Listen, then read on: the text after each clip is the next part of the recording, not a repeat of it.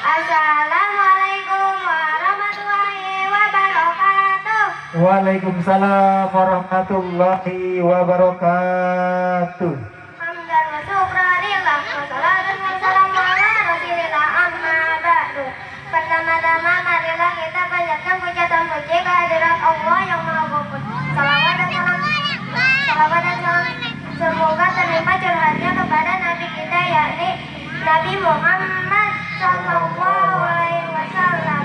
Perkenalkan, nama saya Raisa Kamila dari kelas 2 MTTA Al Munawwar.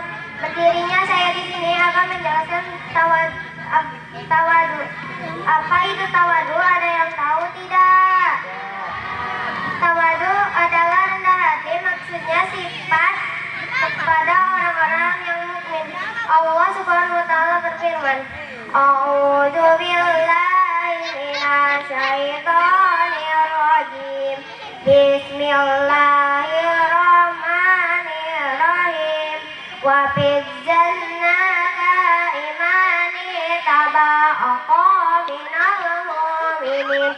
Artinya, berlaku rendah hatilah kepada orang-orang mukmin yang mengikutimu. Nah teman-teman, maka dari itu kita sebagai orang yang mukmin kepada Allah Subhanahu wa taala dan mencontohkan akhlak Rasulullah Shallallahu Alaihi Wasallam.